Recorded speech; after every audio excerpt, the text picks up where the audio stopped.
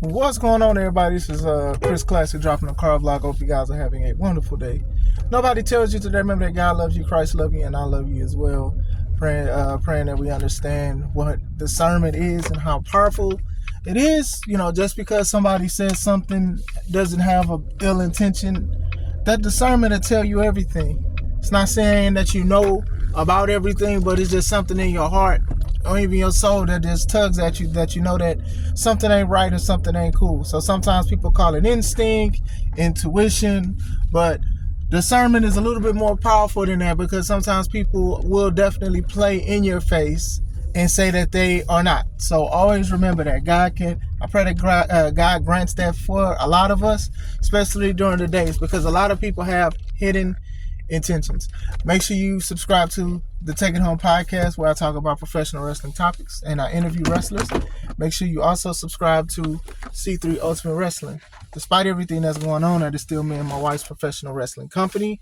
And I do pray that you guys subscribe, even though I'm fighting for it. Excited for September 21st.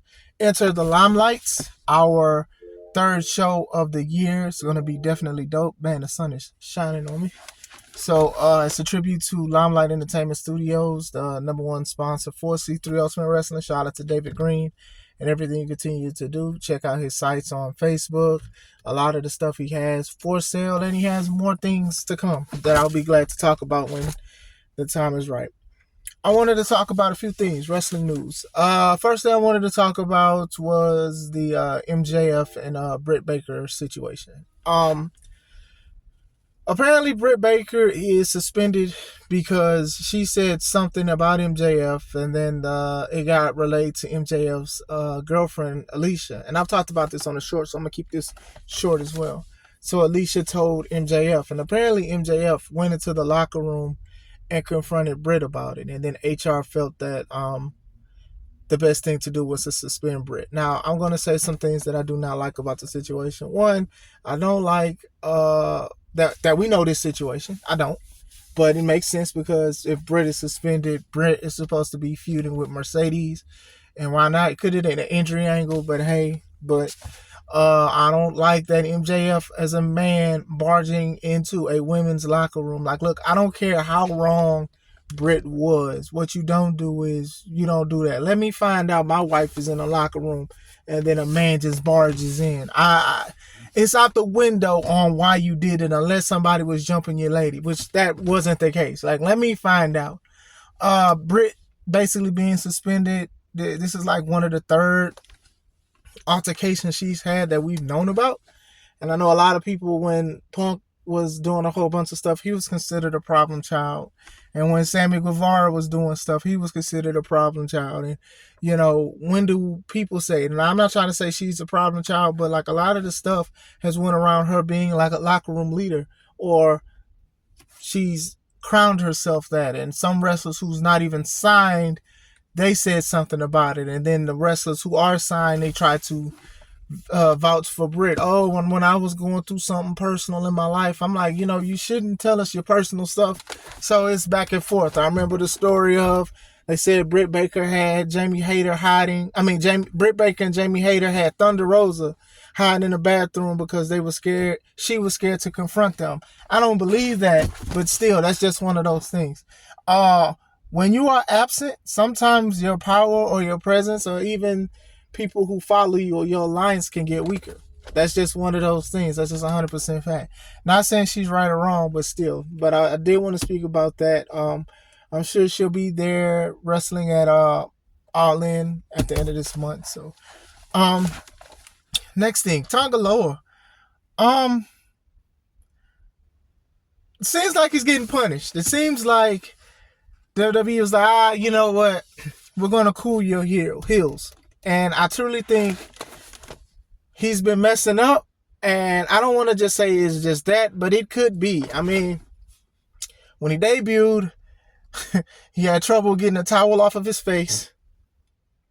At Money in the Bank, where Tanga was about to get package power driven by Kevin Owens, he goes for the low blow.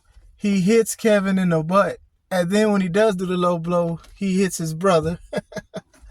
Then even this weekend at SummerSlam, where they jump Cody Rhodes in the Bloodline Rules match, he grabs Cody to throw him into the corner, but he goes more to the ropes. So a lot of people are already assuming that like this guy is probably just going to be just a supporting role, because even with the tag thing, Tanga came first, then Tanga Loa came, and then Jacob Fatu.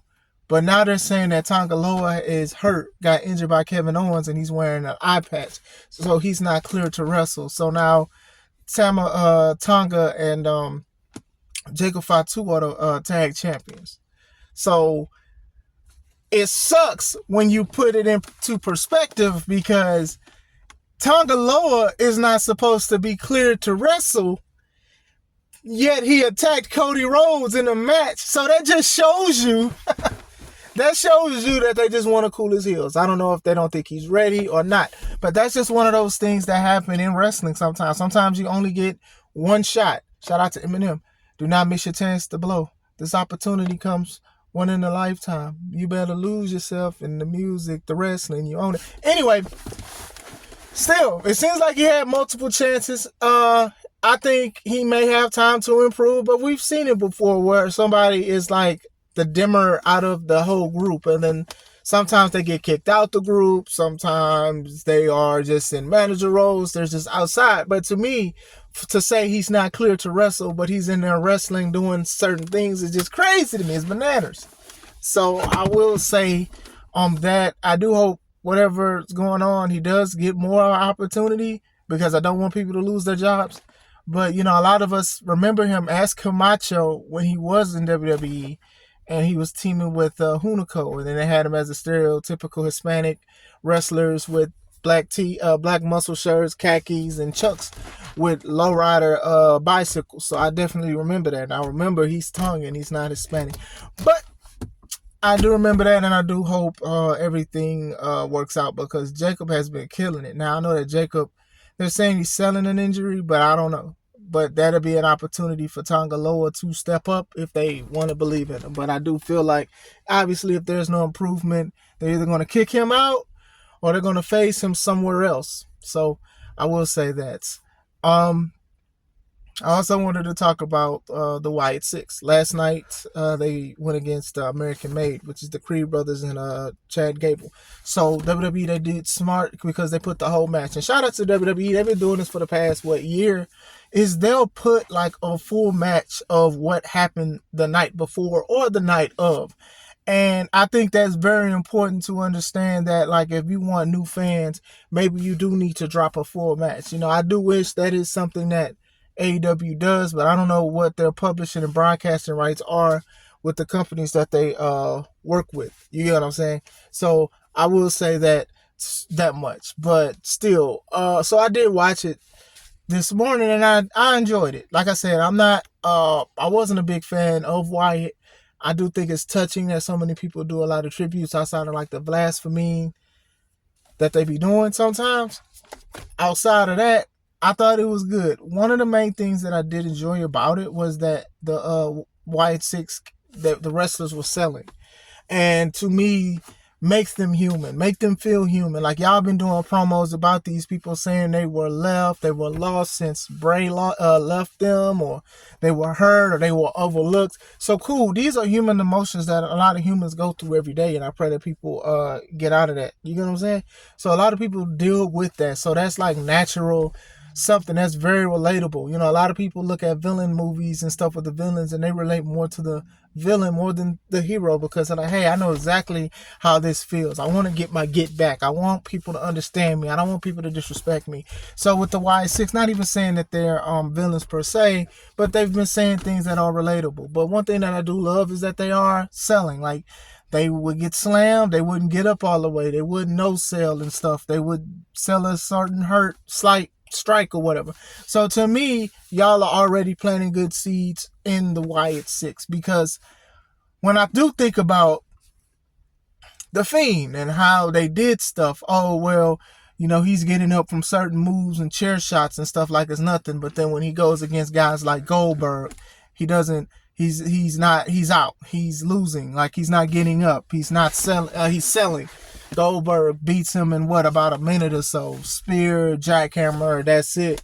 Certain things like that, losing to certain people as the Fiend, and like even losing to Randy the way he did at WrestleMania, and it was a pretty short match. So it's like, y'all made him more of a goofy character than what he had to be. As a person that wasn't even a big fan, I'm looking at this and the intrigue and stuff. Oh, the Fiend is this unstoppable being, but he would lose so much. And it's not that he even has to be undefeated. You know what I'm saying? It's just the fact that, okay, this dude was burned alive. He came back. He was done this. He was hit with hammers. He was hit with all kind of stuff. And sometimes he would get up and then sometimes he just would not. So I think that they kind of evened it out. I'm not saying that these characters are supposed to be Bray Wyatt, but still, like even the Undertaker, right? Undertaker's my favorite wrestler, greatest wrestler of all time.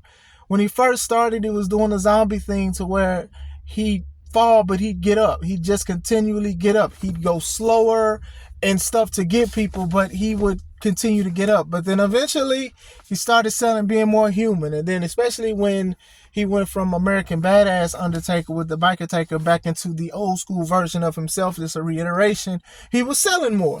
And it was more believable. Like, okay, well, we understand you older too, you in pain and stuff. You know, it kind of sucks to be trying to get up as quick as possible. But what wrestling is and how it's more exposed than anything, do it like this. So I did enjoy the match. I thought it was good.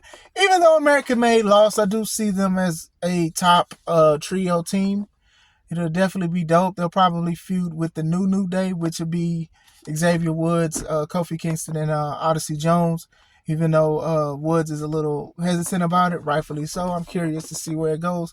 But what do you guys think? What do you guys think of the Britt Baker situation? Do you guys think Tanga Loa is in trouble? And what do you guys think of the Y6 match? I hope you guys have a wonderful day. This is Chris Classic. Let's take it home.